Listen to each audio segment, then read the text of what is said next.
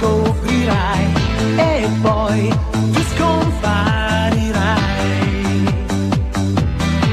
Una nuova realtà con le sue verità scaverà nel tuo passato e guardando più là il tuo cuore saprà ritrovare Dragon Ball.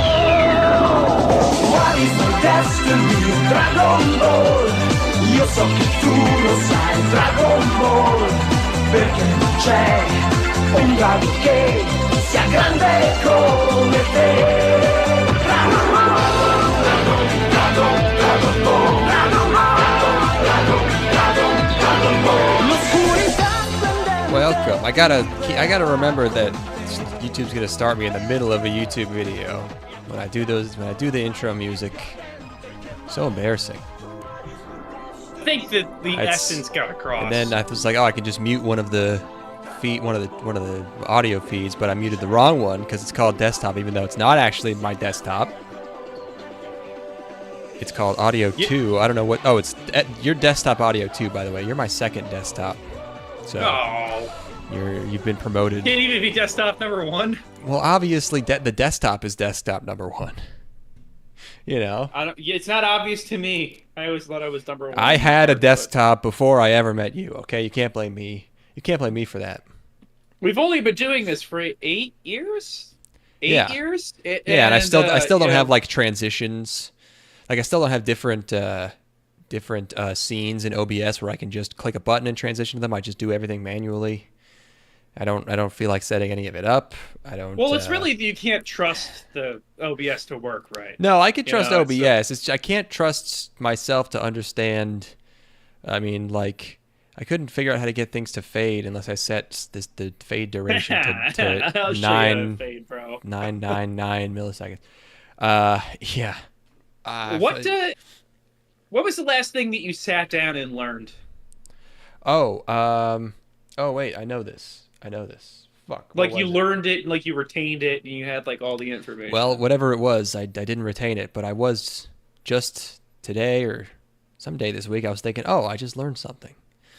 Which doesn't I mean, it doesn't really happen unless it's like an event, like something historical that you can learn. But if you just learn, I don't learn many like very fundamental things anymore. Like I never, in front of many stuff where you're like, I never thought about it like that. Usually it's like, no. The 3rd century was fucked up for this place. Yeah, no, I hit a hard cap on my ability to learn new words like 5 years ago, and it's actually really I have a decent vocabulary, but my vocabulary sucks shit compared to what it should be. It's like I can't learn new words anymore. Like I'll have to look up the same word 15 times because it's like I'm reading a book from the 50s, and I don't like these are words that are archaic and no longer used at this point, and I have to look up that same word every single fucking time. And I'm like, I'm so stupid that I can't retain this, That's probably why they have you read all them old-ass books in high school, because it's like, This is the one point in your life. I remembered it. Oh, there we go. I retained it. I remembered it. Shit. Okay. Hell yes. Blackberries are in the rose family, and mulberries are in the plum family, and they look almost identical, but they're not related. Different families. There you go. Look, yeah, that's a good-ass fucking piece of knowledge. I've learned that. I was like, I know that now. And now that I've said it, I'm even more likely to remember it. I'm so fucking jealous of my mom. My mom has this like ridiculous knowledge of all things related to agriculture and plants and flowers, and she like can identify whenever we go anywhere. She can identify basically every single plant just by eyesight without having to look it up. Your mom's a forest elf. She literally is a member of a mushrooming club. I was gonna say she must have gotten some nice mushies. She's out there picking some chicken of the woods. Yeah, but this is an all Nuggie episode. This is powered by... Yeah, dude, fuck flowers and vegetables. We just made a massive discovery before, this is groundbreaking. Before we started the episode, because you've been... Is this for fun? You're just sampling some Nuggies just because you were thinking of them Nuggies? So What? up until this point in my life, I've never eaten chicken nuggets. It's Never? not never eaten chicken nuggets. I don't. I always thought that they seemed gross, and in like just like Well, the premise, yeah. You which seemed they like such a are. nuggy boy though, back when you would like kind of only eat pizza and hot dogs. It Yeah, seems like no, it when just wasn't when what. you have that kind of palate, which there's a lot of people who are like that. Like nuggies are like their bread and butter. That's one of the safest food items, but for me, it was I would hear chicken, and chicken was a no go. Ah, But up and my palate evolved beyond nuggies without having a nuggie phase as I yeah. expanded You it. skipped the nuggy level. So You I'm skipped a kind of grade. backtracking, and I'm going and getting all the side quests. It's like Yeah, I you're have to going cleaning up. get the Yoshi. I'm getting the Yoshi coin. Yeah, Finding all the secret exits, the and yeah, like the guide, like the your Navi character is like, there's no turning back from here. You're about to hit 30. Are you sure there's nothing else you want to do? And you're like, oh shit, I haven't eaten any nuggies. yeah, yeah. Nuggies I gotta get the poggers. 100%. I mean, to not have 100% on the status screen for you know for fast food, eating would be disappointing. So I'm not going to reveal my final judgment until I've tried all of the Of major course. chains. But we did learn. You learned this with me. I'm going to say this was a discovery that we both made together, which was you can get 10 for $10 you can get 50 chicken nuggies at Wendy's. David says, 50 I spicy. paused my K drama for this. Can you get that on a shirt? I need to go. I need to go on Twitter and say, can I get this as a shirt? And have 100 bots respond to me because I paused my I K drama for this. If you want to get fucked by a dude, that is maybe the best shirt. Is there a better shirt than that? In the last 24 hours, I made a Redbubble account, upscaled the Donald Trump his mugshot by four Yeah. times. Put that up there as the only item in my store was a four times Is this true? Is this resolution true? Donald Trump. This is true. Holy I did shit! How have you this. not talked about this? I upscaled by four times, put it up there on Redbubble, and then realized I would literally never show up in searches for Donald Trump mugshot, and then deleted it in the span Yeah. of 24 hours. Yeah, I deleted the account because I'm like, there are a gajillion people who have already drawn this, and it's like they have I mean, established it's stores, got so to be nobody all will ever bots find now. it. It's all AI Yeah, bots. Yeah, I don't know why I I thought did it like, oh, within you I did it definitely within got in 30 early. minutes. Within Oh yeah, 30 minutes that's not bad, but of the mugshot being released, but it was too late already. yeah, yeah. Um, but anyway, I don't know how we got to this, but Nuggies. Yeah, so Nuggies. 50 Nuggies for $10 at Wendy's, and it has Yes. basically all the nutrition that you really need as a not really growing boy, but like bulking boy. 20 Yeah, so I roughly mean, 2,400 yeah, calories. you were starting to talk about the nutrition in these nuggies. First of all, that's 20 cents per nuggie. Okay? That's not half bad. All right? And so read off the nutrition info again. Okay, give me 1 second. I'll bring it up. Yeah, yeah. Vamp. Okay. Um Talk about how much you like Nuggies. Talk about your Nuggie I haven't had experiences. nuggies. It's been a while since I had nuggies. I feel like I don't know if I've had any as an adult. I feel like last time I had them was a while ago. I did not enjoy them as much as when I was a kid, but maybe now their sort of homogenous nature would be sort of appealing to Sir, me. I'm conducting a study, and so when would you say was the last time you had Nuggies? What would you say? When was Yeah, how it many was years maybe has it been since you? mid late teens, I would guess. I don't know. Now, what if I told you that Nuggies had, if you let's say you ate 50 of them in one sitting, I'd probably they would feel have really good.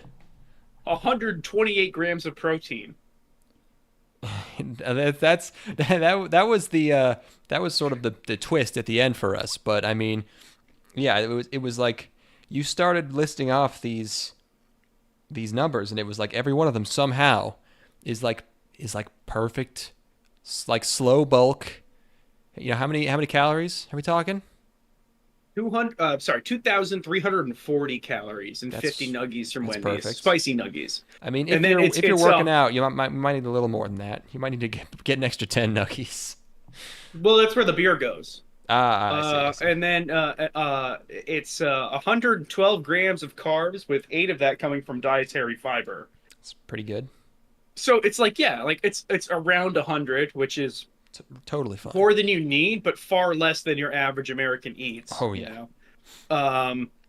And then the sodium is it's 6,000 milligrams of sodium, which is quite a I bit of think that's sodium. fine. No. But you're also, I live in Texas where I'm sweating all the time, and I need to replenish my sodium as much as I can Yeah, all it's the also time. like drinking So a few Gatorades.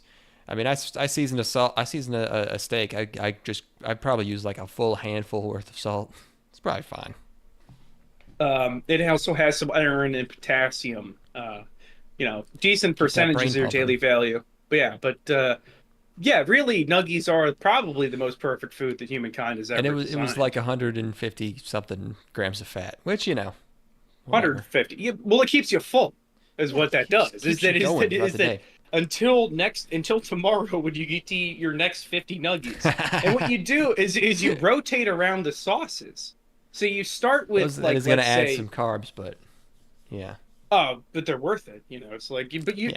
you got to keep the variety. So just throwing that out there is like, maybe if you're like a hip sort of TikTok dietitian sort of person, maybe you want to steal that and credit us. All nuggy diet on the table. Um, what was your topic, Mr. Declan? You had something that you Um, had in the chamber. what do I have on the docket here? All nuggies. Um, I forget what was really all that funny about this, but I don't know. I hung out with my dad and his two college stoner friends, uh, and College age stoner friends, or friends from no, college that are from college, stoners? from college. Gee, Yeah, I was gonna say, okay, obviously. okay. Um, and I don't know. It was funny. He he tried to smoke a brisket and just annihilated it, and uh, I don't know. His friends were in slow motion. Like they were fucking swimming, They dude. never stopped smoking weed then. One of them never stopped smoking weed, and the other one, I assume, just because he was, hanging out. Uh, Did your dad smoke weed? yes, he did. He took a hit from the vape thing they had. How did Uh, that go? I don't know. It's fine, I guess. I didn't really notice. You didn't notice any sort of like appreciable difference in his No, behavior? I don't think so. Um, Okay. I mean, yeah, but with his one friend is like his stomach. I mean, a weed belly is even worse than a beer belly. It's crazy. He's got two buns in the oven, brother. And he can't talk. Like my dad, like, he invited me over. He's like, yeah, so and so just got up here today. He's already been kicked out of a restaurant because he just sparks up anywhere he fucking goes. Oh my He's a God, fucking dude. fiend. Just got up Um, here from where? Where does he live? well, I mean, I don't want to say anyone's name. It's a little, but I'll just say he's a photographer for the UN. I love that joke. I think I mentioned that joke that Doug Stanhope did. He was talking about a guy his girlfriend fucked, and he goes, and I don't want to say his name, but he's the Prince of Morocco. So yeah, the other funny thing was they're both from New York, or they both live in New York. One guy is either from New York or he's from Hawaii. He's a Japanese guy from Hawaii, or at Oh, least he has a hell house in yes. Hawaii. Yeah, I think I don't know why he would have gone to school in upstate New York if he's a Japanese guy from Hawaii, but I don't know. Um, but the other guy who lives in New York, he got up here and he wanted to see the Erie Canal, and he could not be convinced that it's very boring and shitty. So my dad The took Erie him to see Canal, the the Erie Erie Canal. Canal, man. I mean, straight up, Like, like it is. it sucked. It What sucked a 10 what a years miss after it was built. what a misfire, really. This is something I think about every time that I'm up in New York, because I'm like, fuck, they put so much money into this project that was immediately outdated. Yeah, It's and they which is everything you really need to know about New York, in really. school, like they kind of mentioned that, but they kind of backtrack on it. They're like, everyone thought this was a terrible idea, but then they built it, and then it was actually really great for 10 years. You know, Well, and then you have to. We would sing songs about You it. spend so They had much fucking time learning about the goddamn Erie Canal, and then like this is something I had this epiphany recently where I was like, does anyone in the rest of the country even know what the fucking Erie Canal is? Absolutely not. Absolutely not. Like, do you think it's like a very important? You think it's like our Great Wall of China, the way they talk about it? You know what it is? Is that it's a really nice place to ride your bike. There's good trails, yeah, good paths. It's a gorgeous place to take your kids to go get some frozen custard. You get to look at Sure. some ducks, and that's Yeah. like the lasting legacy of the Erie Canal, man. Yeah, 15 miles of the Erie Canal. You're goddamn right. Maybe people know That's, that song. Yeah, as I was like, I never know what the fuck people know about places because I work for people out of state, and at one point I mentioned the Adirondacks, and they were like, "What is that?" I was like, "You're gonna have to tell us what that is." It's the largest state park in the entire country. Yeah, you'd think. I was like, "Yeah, well, oh, you don't know the largest state park," but it's like, I get maybe no one knows that. I don't know. No. Yes. No. People literally can't fucking identify where Buffalo is, man. It's That's crazy. understandable. You don't need to know where Buffalo is. It's fine. Yeah, Nobody but nobody knows the Adirondacks. That's another confirmation from yeah. David. Yeah. No, New York is just the island. I think And that's people it, I think you know? people know Lake Placid because of the movie at least. They probably don't know where it is.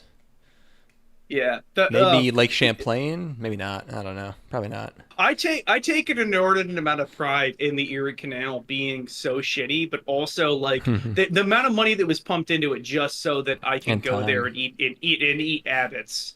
You know, Yeah, like yeah. that's like all that it's worth. What else? People know the Uh, Catskills, I think. Probably don't know where it is. Where's the Poconos? Is that here? Man, I mean, um, Pocono Mountains is in Pennsylvania. I think it stretches up here though. I'm sure it does. Yeah, but I mean, Oh no, it doesn't. It's all in Pennsylvania. I don't know what I thought. yeah, what a shithole. I mean, I was I mean, really, it's just like what a shithole. I was talking to my mom, and she was like, they were talking about throwing in another cabin up in the Adirondacks, Ooh. and they're like, yeah, like you know, the largest we could do would without getting a permit would be 400 square feet, and we'd have to get a permit for the wood stove in it. And I'm like, Mom, just do it. And she's like, I know, but your dad is convinced that the fucking state government's gonna come knocking down our door because we put a wood stove into a cabin that nobody's ever gonna fucking see. And that's the psychosis that exists up there. I It put works. a wood stove in my house, and this is where I live, and I didn't fucking get any of the Who the paperwork I'm fuck is supposed gonna to. care? I didn't even tell my Who the- insurance. I'm like, yeah, I took it out. Yeah, that's what my mom said. She's like, if somebody comes through, just say like we never use it. It's like, who cares? Oh Some God. dude got mad at me when I said Rochester is upstate. How? What? Does he only think that the Adirondacks and above are upstate? No, That's upstate insane. is people consider that to be Western New York and not upstate. Oh well, You know, whatever. which is like technically true, but go fuck yourself. Yeah, Like, no, whatever. you know what you mean. Enough of this. David is in the chat right now. I got to talk about a movie that David put me on to. Oh, It is David and I came up with a list of movies that we're going to make each other watch. And one of the movies on his list was Jennifer's Body from the year 2009. the height of what's her face's. Megan Fox. Megan guess. Fox's pinnacle of her fame. Yeah. Amanda Seyfried, written by Diablo Cody, who wrote Juno, Diablo. Oh, which was Okay. probably her most significant work would be Juno. Former stripper turned screenwriter. cool. So Jennifer's Body is without giving too much away, is a high school demonic possession horror black comedy film. Oh, it's like a is proto Riverdale. It is. I don't know anything about either of these two things. I'm just kind of just connecting dots in my head that aren't there. The closest analog I can think of is Heathers. Oh. I'd say that it's the most akin to Heathers. It is also one of the most entertaining movies I've seen in years. Damn, It is. It's going on the list. It slaps. It absolutely. You Steven and I should probably watch that movie when I'm up. But Oh yeah. it is an absolute dinger. I had such a tremendous time watching it. There's some of the teenage dialogue and just like it just had such an understanding of the way that teenagers' minds work. Um, and just yeah, there's the two protagonists. There's Amanda Seyfried, who is the lead, and then Megan Fox is her best friend. And then Amanda Seyfried's character has a boyfriend, and the boyfriend character in particular just has there's something about the way that guy is written that is so authentic and so true to the teenage male experience that I was just enamored with the way enamored with that character performance from that actor, but also just the character in general. Absolute dinger. Loved it. Wow, that's hard to do. That sounds interesting. Banger of a Nice. movie. My other topic was my car, Oh my which God. which is almost at 130,000 miles. Nice. And I had a thing fail that is like a thing that people used to like. It was like a scare thing when this became a feature in cars back in like the 60s and 70s. Power windows, where Nice. people would be like, I'm not going to buy a car with power windows. It's going to fail. And sure Yeah. fucking enough, the power window on my driver's side failed. Mm-hmm. So I could not raise and lower my driver's side front window. Mm-hmm. And I had to go take it to the shop to get it repaired. You Parts open your and window that labor. much? Oh no, no, I needed to be able to close my window because I could not do Oh, that it without broke getting it while it was repaired. open. Oh fuck. If it was just a thing where it wouldn't open, that would be great. I'd be like, oh, whatever. I'll open my door. I don't give a fuck. Parts Ha- and ha- labor. oh yeah, go ahead. Go ahead. What do you got? What's the Oh, I guess? just Happy D in the chat has quite a comment. When I hear Jennifer's body, I can only think of sleeping in the same bed as my cousin Jennifer when I was a kid, and she was staying with us during her freshman year of college. Also, hey, I'm here. That is. Wait, what did you? What? That's the energy I'm looking When for. you were That's a the kid? energy I'm Oh God, that cultivating must here. have. That would be. I don't know. That's either awesome or that's torturous. Uh, Did I I ever don't tell know. you about the That's time that I got in fuck you up. trouble because my cousin stripped in front of me? You Did got in I trouble. God damn it. ever tell you about this shit? No. I got yelled at. It's like I'll talk about it on another podcast sometime. But David's like, one of did the you do many the times, deed? He's 80 now. He's like, did you do the deed with her? one of the many times in my young life where I got yelled at for something that somebody else did. It was like not by my mom, but like by my aunts and shit, where they just assumed that I was the one that was doing something wrong. I'm fucking 8. It's like Is your cousin older? uh oh yeah, they were like 5 or 6 years older than me. I Mm-hmm. was getting fucking in trouble for shit. But anyway, You got oh my car. you cost you an arm and a leg to fix What your was the window guess? Just my power window went out, and I had to replace the motor on my power window. on just the one window. Yeah, $1,200. It's always $1,200. it was. I don't. You way Probably overshot it. probably like 500. Yeah, yeah. I don't It know. was $770 to get the power window. Oh, $770 to get the power window on my car repaired. like Um, you I, couldn't. I so the Mhm. mistake was I took it to the dealership. I say mistake. I Mm, had to do this because all of the other repair shops in town are so loaded with work. They're like, we won't be able to look at it until like a week from today if you drop it off right now. And it's like, well, fucking, what am I supposed to do with that? It's like I can't just leave my car window open. So I had to go to the dealership and get it done. I But mean, yeah, no, could you have just had them roll it up and not fix it, but just have it be I closed? asked. No. I asked. No, the fucking again, like I'm a pigeon. It's like I don't know. I asked them if they could do that, and they said, and then like an hour later, I got a call like, yeah, we tried. The belt that is supposed to raise and lower, like the thing that keeps it up, won't keep it up until we do this repair. So then they Uh, couldn't do that. I would have been fucking ecstatic to get out of there for like the diagnostic fee, and then just have to open my door whenever I went through a drive-through because yeah, yeah, that's pretty funny actually. But yeah. It's yeah, good. Brutal. Yeah, ghost ride it. Just walk next to your car. Brutal. Yeah, that's pretty bad. I'm looking forward to driving around an unregistered car for like 2 years. I'm gonna be one of those guys. I did that. I did that for 2 years. It Or was fine. unregistered or uninspected, or maybe both. I don't know. I didn't have a registration for 2 years. Yeah.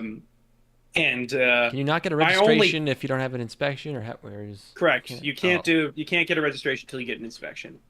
Oh, okay. I went 2 years without doing it, just because like there was like amnesty during COVID. So I had a 2020 sticker like until late last year. Yeah. And I got pulled over for something unrelated to my sticker. Actually, no, they just ran my plates, and they're like, "Yeah, you're out of date. Excuse me, you got 30 days to get this fixed, otherwise we'll fine you." So, anyway, yeah, just do it. Whatever. Except in New York, they might just lock you up for fucking 10 years just because. So. What? No way, dude. They don't fucking. There's like I mean, maybe people pay tickets and stuff, but I mean, it's fucking. It's like the situation where there's a lot of laws, but also like you can't do anything. No one gets in. Laws are just in your head, bro. There's pieces of fucking. Damn. There's words written on paper, bro. I wonder if I should play that new Armored Core. Mark's been pretty excited. He's been pretty excited about it. I played Armored Core 4 when I was like 12, and Did you have a HOTAS? No, dude. It was on PS3, and it just kind of confused me because it's just so. It's like there'd be like it was a Japanese game, so I was like, why is all the text so small, and it doesn't hold your hand that much when you put the parts on the robot, so I couldn't tell if what I was doing was correct or not. And it has boss fights that are like half an hour long, shit like that. Why do I have to press B to go forward through the menus? Like why is it? Why is it backwards? I've been playing Pokemon Leaf Green for a while now, and I was stuck for a bit because of the just ridiculous, like, completely esoteric ways that you have to get all of the HMs in that game. And a piece of dialogue, a piece of translation that cracks me up every single time I play it was whenever I go to use Repel, and I had a Repel from earlier. The dialogue is, but the effects from the earlier Repel lingered, and that's the way that they there is shit like that. That when I was a kid, I was like, I'm trying to think of the one that, some of the phrasing is so fucking bizarre that as a kid I was like, I don't know what that means, but it didn't work. Sometimes shit wouldn't work, and there's just weird language. So that was in the original Green, or like did they make it weirder? They probably That's in Leaf Green. That is in Leaf Green. But it's also in the original Green, probably, right? They just didn't fix it. Probably so. Here is the dialogue. Since our Repel's effects still linger, you can't use this now. Now that's not actually what the dialogue. That's in Platinum, so it's still weird in Platinum by that point. Whatever, it's fine. Let's see. Happy G has given us an update on his Jennifer's body experience. He threw away the pride of being a big boy who could sleep on his own. Something about it is rad. Yeah, that is a good way to describe getting boners before before your hormones kick in. Is something about it is rad. My aunt's yelling at me about just for no reason made it not rad before I thought that it might be rad. Mm-hmm. And then there was a period where I'm like, this is rad, but I'm pissed. And and that hasn't died. That's still around. There's still a part of me that gets pissed about how rad it is. Like, stop making me feel things. Stop changing my body. Yeah. That's why I hate every woman I've had sex with. Yeah. Why'd you make me do that to you? I've said that once or twice. Why did you make me do that too? Really? I mean, honestly, my aunts might have been trying to turn me into a serial killer because it'd be funny. It's That like would be they're like, funny. that would be pretty funny to do that, where you just clown on one of your nephews until he kills people. It's like it's like he doesn't understand anything. He's just a raw ball of emotions. Let's make him Hmm. cry about how his dick's getting hard. Yeah, let's just gaslight him for years. Hmm. We watched That'd be Kyousougiga, good. or I did. Did you? We're like I said earlier, I got sick today, so I didn't really. I watched like half of it, Okay. Do you watch? but so You we'll watch the first half? yeah, Okay. and then skimmed through the second half. So I will. This will be good though because we can glean from your interpretation whether my impression from 10 years ago is correct. Because I watched some of it and I was like, seems like I was right, but we'll see. Happy Uh, D is shouting out one of the funniest Sea-Town bits ever, being did you say self-pissed. Sea Town? Are you not Sea-Town. trying to not mention the Well, the name, or do you not want to say the word "come" on? that's how people in the know. Well, first of all, I can say whatever the frig I darn please. Okay. Oh, okay. You're keeping this up. Um. You're like Philly. So you watched Kyousougiga when it first came out. I watched, yes, all. I Kyousougiga. think kind of all of them. So yes, this is Kyousougiga 2013 TV, 2013 in parentheses TV in parentheses, not to be confused with Kyousougiga 2012 ONA in parentheses, or Kyousougiga the ONA also from 2012, but earlier in 2012 there was just one episode, or the Kyousougiga pilot from 2011, which was also I think I don't know where that aired on TV or on the internet. So clearly you could tell this was a concept that someone really liked and kept kind of getting it half made for a few years until they kind of got it like 4/5 made into a 10 episode TV show. A generous 4/5. Yeah. Yeah, it kept coming back. And it was So like, okay, now it's on TV. The premise of the show was quite good. It's a good premise, which is that there's a monk and a Buddha in the form of the monk protagonist and this sort of black rabbit spirit entity that have a family of spirit children that can only exist within this um, looking glass world. It's like if you took Alice in Wonderland as like there's an alternate reality world that exists that's all topsy-turvy, and they have sort of a limited control over how the world works. Um, and they form a life for themselves that's removed from our normal human world, that they feel is safe. It's like a safe pocket dimension where this sort of sordid love affair that shouldn't happen is able to happen, and they make a life for themselves there. And they have three children. They have an adopted son. They have a demon daughter, and then they have I guess like a Buddha son. It's all topsy turvy. It's like very. I don't actually know anything about Alice in Wonderland. For some reason, I remember there being like references to it, but I don't actually know if there were. it's particularly the looking glass thing, which is an explicit call out. Explicit call out. It might just be a translation deal, but as it's translated, they're referring. Did your subs call it the Looking Glass World or something? It did, yes. Oh, okay. See, I think my subs were from fucking Kami, which was one of the worst subgroups back in the day. They would over translate fucking everything. So that's why. Like under the title card, Kyousougiga, it had the English words capital craze. They were like, yeah, that's the title. That's good. We should typeset that. That's worth our time. Yeah, because Fucking it's like the Looking Glass world is a sort of it's like a take on Kyoto. It's like fuck, it's such a disaster. Okay, so like, god damn. it gets a little convoluted. It sets up this world, and it's very like mythical feeling. Like it's very not literal. You know, everything is very kind of allegorical seeming.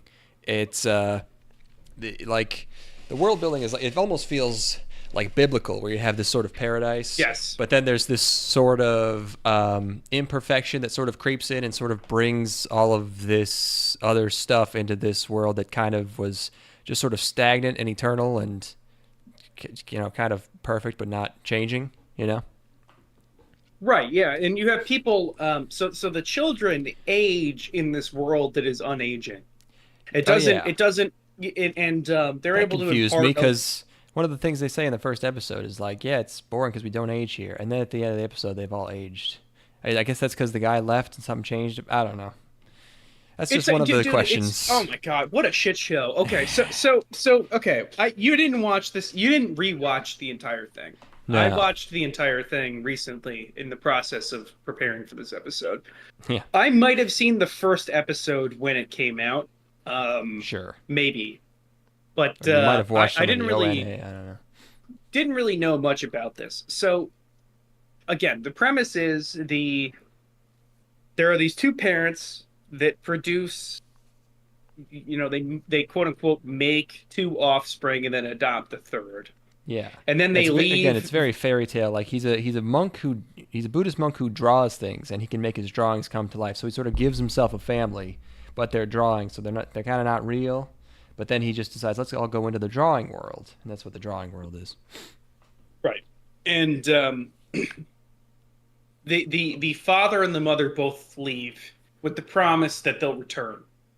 Yeah. So they leave the children to their own devices in this world, and um, that sounds like a good premise. It's like it's kind of existential. There's a lot of questions that it raises. It's like, how are we supposed to make our own meaning in this world when, you first of all, you made us. There's lots of questions about Yeah, what is it. The world abandoned by its creator is a very that's a time old setup. That's good. So there's a fourth child that is introduced at the end of the first episode. There's a fourth child who is this ganky, over the top anime girl with a hammer. She's got like a world rending giant hammer. Koto, who shares a name with her mother. Her mother's named Koto as well. Oh god, the confusion. Oh god, the names. confusion. Why are they doing this with the names? Oh god. Okay. It's as far as I can tell, it's not necessary. No!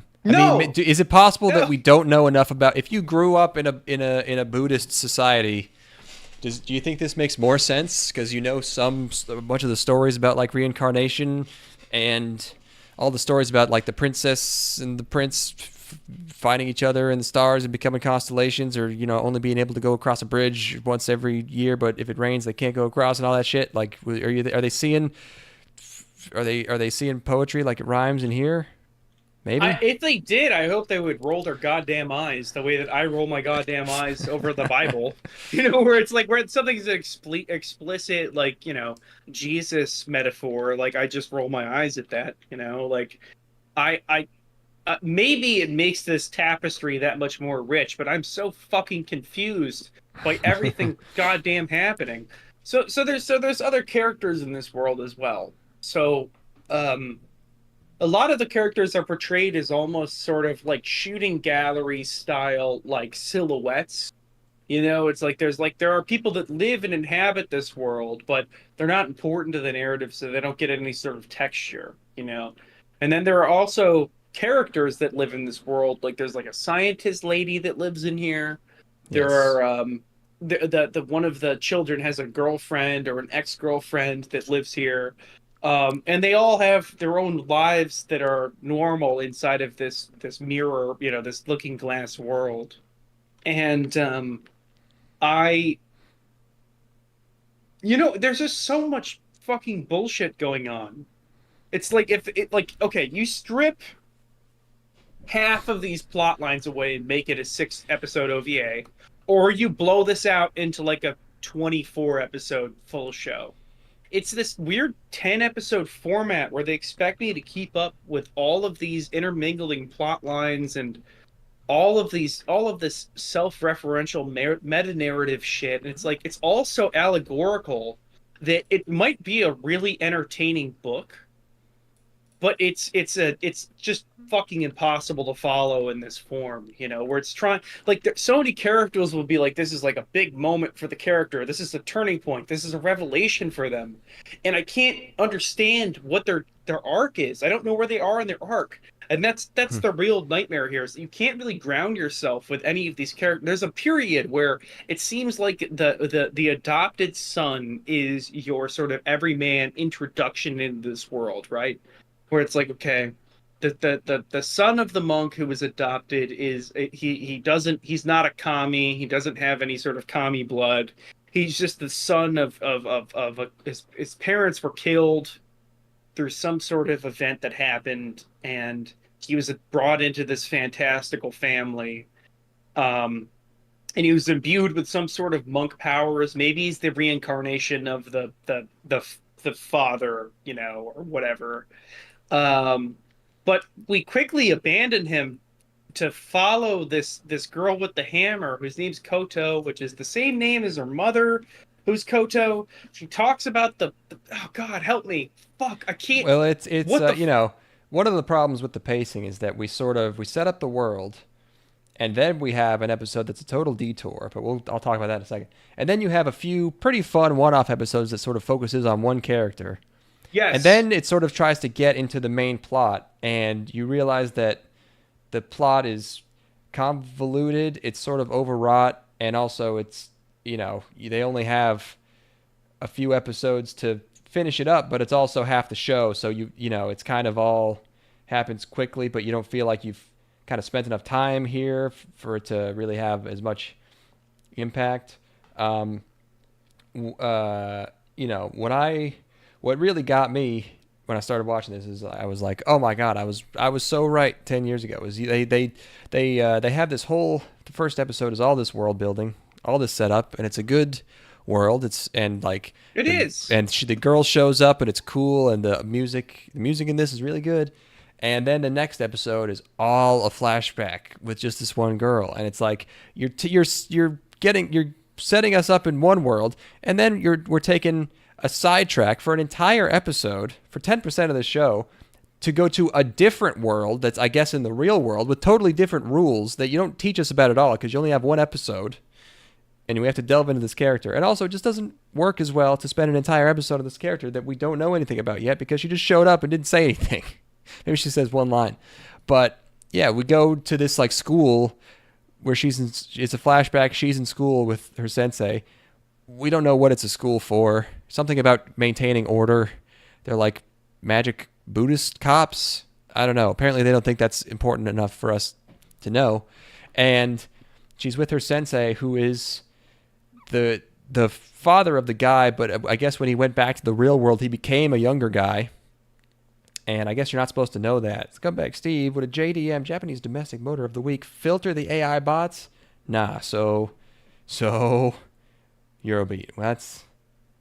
I agree with, yeah. I'm going to get I'm a into little JDM. I'm going to disappointed that start I don't get to look at a spending car here, thousands, but tens of thousands of dollars. Well, just I was imagine so so something so so very 90s. It's cool. so in my current car, I just put $770 into it to get the window to go To up. get the little like it's like a music box gear. It's like something Yeah. probably the size of your fingernail. That's it's There's a just little like there's a little tiny little person in motor. there that when I press the button, he pushes the window up. And They have to put in this immaculate like tiny miniature steampunk engine that's like has a bunch of valves and just to make your window go up and down. yeah, I spent the equivalent of what it would cost to buy my car in 1980 to get the window fixed. I And wonder. I now I'm wonder thinking if about, my car would be worth more instead of scrapping it, taking it to the scrapyard. If I had people pay to maybe shoot it with guns or set it on fire or something. If I like had a sign out by the street and just had yeah, free take. yeah, make it a rage room for one weekend where it's like you could Mm. destroy this car. You take a sledgehammer to the window, Yeah, yeah. and So I was thinking about it. I'm like, I got 120, almost 130,000 miles on this thing. I should see if I can get it to 300,000. I should You just should you keep. should you should what is it? L swapping or S swapping? I think it's L What swapping. is that? It's when you put like a crazy engine in like a Civic or whatever. I think Oh yeah, yeah, yeah. LS Uh, swap. I think I'll look into it. Yeah, this is something that do it now. Yeah. one of our pathological liar friend was talking to me about 10 years ago is when I got the car. He was I'm like, "Yeah, I got a Subaru Impreza." And he's like, "You can put a Corvette motor in that thing." Just, I remember Yeah. this Yeah. conversation vividly where he's like, you should James is telling me to put a Corvette motor in my car. I'm like, "Yeah, I make $8 an hour chopping salad. So yeah, I should definitely put a Corvette motor in my fucking Subaru Impreza." But Yeah. Apparently, the um, Chevy LSV8 is the de facto LS swap engine. let me look at this. Yeah, get a Um, V8 in your fucking Subaru or whatever. I don't know if that'll even work. that'd be funny as shit. Yeah, because Yeah. it's like okay, the car market is so fucked it might never recover. Yeah. Like, I mean, talking about leasing a Toyota Corolla base model for $300 a month, and it's like okay, Yeah. I could just put $770 into my car and then drive it for another 2 years. It's like I Yeah. don't know. Drive every car into the ground for sure. Literally, I'm gonna drive until the fucking wheels fall off. Like they were telling me at the dealership, like, yeah, you probably need a brake pad replacement soon. It's gonna cost this much, and I'm like, yeah, that's the equivalent of 2 months of leasing a car. It's Yeah, yeah, like yeah. whatever, fucking who cares. Um, what we got on this topic of conversation? Kyousougiga. Cool, so good. Um, Is this second episode where we're just like pulled out of the fun world that they spent so much time creating and just placed into school setting just to have a backstory for a character we don't care about yet. Um, Explaining plot points that we don't really know why they're happening yet. That's a bummer. I didn't like that. Um, and everyone has either the same name as someone else or two names. There's a guy named Inari, and he is, again, if this is a twist, it doesn't work because you're already so confused. But he is the original daddy priest. His name's Myoe. Um, and then the kid's name, who's a grown up now, his name is Kagashima or something. Um, so I don't know. Uh, oh, and also the son becomes Myoe when he leaves, so he's also Myoe. This is But the school episode fucking pissed me off, dude. I was so mad. well, it's just you could have the family dynamic established in 5 minutes. 5 minutes. 5 minutes you Yeah, could you could get do a quick there. like, here's this simple myth setup, and then just sort of have the characters go through a scenario which sort of describes. So there's a lot of upfront exposition that's like narrated. You could just be like, once there was a priest, and then he did, and it could be about 5 minutes, and then you sort Do of it as have a the characters storybook. do a thing where they actually you sort of learn about them while they do something, or. Yes, it's like okay, you get this, you do it in 5 minutes, and then the 13-minute mark in the episode, about halfway through, Toto comes slamming into this world and shakes up the whole paradigm, And right? she is And very cute, and she's voiced by Terrie and then we get the before rest she of became sparse. This is prime Terrie time the period. rest of the first episode is spent talking about Koto's backstory. So we have our equilibrium, which is there is this world that was left behind by the two creators, basically, and then the children have to make some lives for themselves.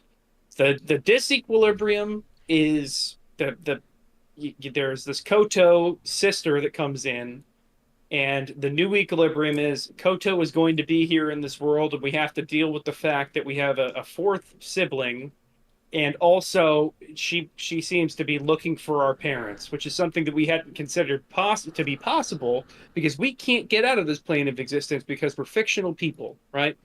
But she's a Yeah. real person that's the actual offspring of our parents. So maybe she can bring her parents back, or, we can leave this plane and go find them. Just, ideas of how to do it in a way that's not 10 episodes and confusing as shit. Yeah. And then we have some episode 3 kind of focuses on Science Lady. I like this one gave me like Brittle Bullet vibes because she has the henchmen Yes. and they slide onto the screen just like in Brittle Bullet. That's probably on purpose. Um, and I thought it was fun. I liked it.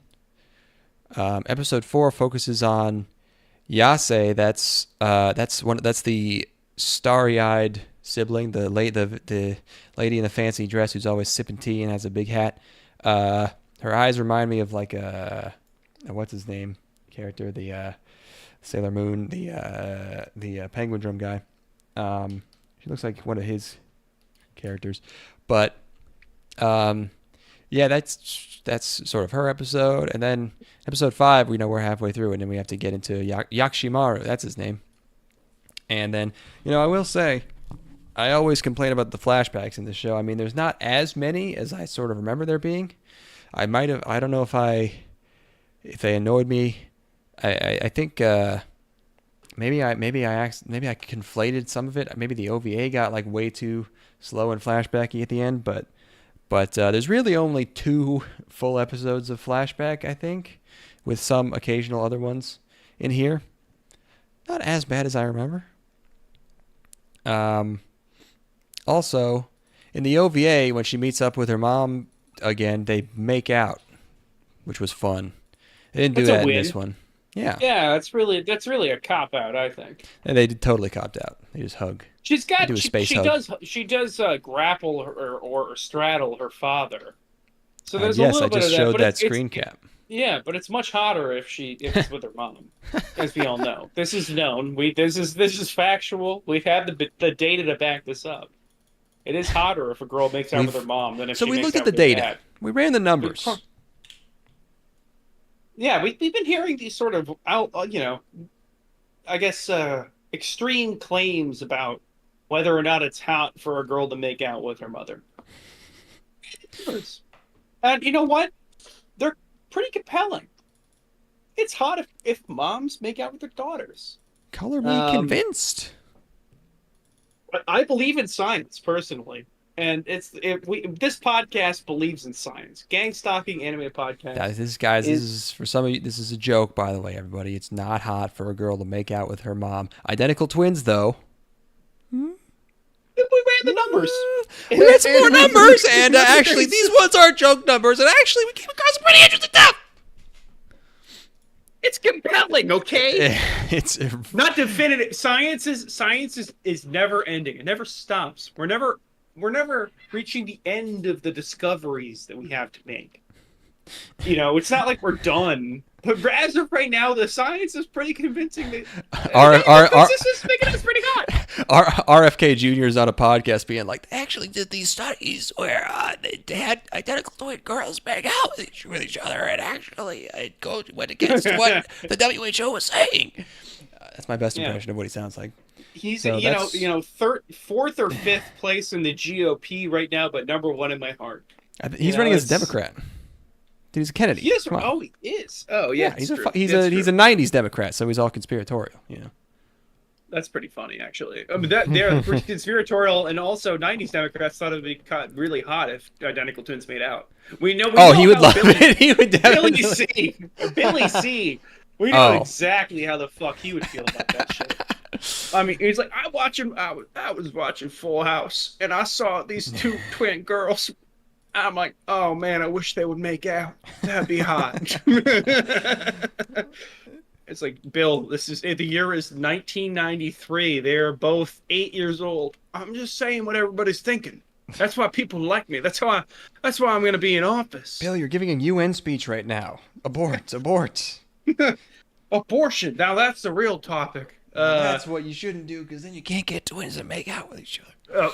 I'm all for abortion as long as they're not identical twin sisters. Then we have use for them. That's Yeah, important. that's anyway. Nice. So God, we get into this, so you've talked about the episodes that are easy to really discuss. I think Yeah. it's like there are a couple of episodes in there where they give you this hook of like convincing you that you might be able to follow this show. Where they're like, it's like one episode at a time. If you digest them individually, you can parse what's going on. And then the last like 4 or 5 episodes are absolute dreck. Just straight up, like I cannot follow a fuck. The last 2 in particular are the worst offenders. Yeah, You know, it gets so much into I think, at least, you correct me if I'm wrong, but it seems to get into correct. sort of the mechanics of what's happening, even though I remember we started out very, very loosey-goosey, metaphorical kind of, like, and then there's a bunch of, like, what do they call them, parallels, and there's all this, like, what can happen with them.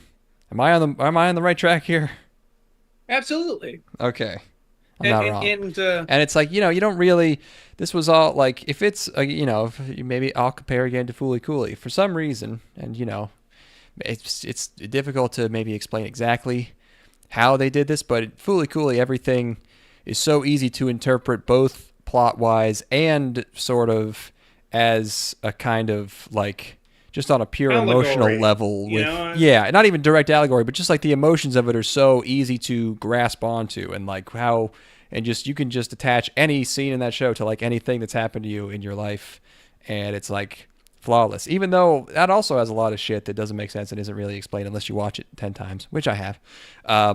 So maybe it's a fine line, but there's a little bit of Evangelion in here, I feel, with the long conversations about existential topics. There's something in here about like learning to love yourself or something. That's what I said, Ava. I don't know. Was that in there? Well, so Naoto is your protagonist throughout all of Fooly Cooly. Yeah. There is like a sort of ensemble cast, but Naoto is the vessel by which we're able to experience everything that happens there. Isn't his name Naota? And Naota-kun. Yeah. Naota-kun. I think, yes. Sorry. It's got a girly name. And in this show, we have to jump between like 3 or 4 different perspectives on this world, and like, I think that's kind of like where the failing point is. If we were able to make this from the perspective of Koto, or make this from the perspective of the younger son, the adopted son, I think we could make this work. But because it jumps between them kind of arbitrarily, it doesn't. I'm not able to really get like the arc. Like I don't really follow the arcs that are happening. Yeah. And whereas like with Fooly Cooly, it's now to story. And while all of the moment to moment action might not be like easy to parse, at least you understand where he's at in his story and how the people around him are acting on him, and it's just not really present here. I just get kind of lost in like, we have so many characters that we're introducing, and they all have their own bullshit going on, and none of it really pays off, where it's like, okay, Naota's dad is, we understand how he interfaces with Naota. I don't know. I think that it really needed a stronger main protagonist to latch onto. And also, I feel like, and maybe in Fooly Cooly, like everything that happens is directly attached to someone and something they're trying to do because of the way that they are. And this has just sort of stuff happening just because, like, of these weird rules. Like, stuff starts falling apart, and they're like, it's because of these things can't be here at the same time, and it just doesn't really hit. Why? Why? Yeah. You didn't tell me this. You didn't explain this to me earlier. And like, you don't have to explain why, but it should at least, like, it should hit on some kind of, emotion maybe, or be connected to some kind of wills that are clashing so that you can, think about it instead of being bewildered and kind of numbed because just things are happening.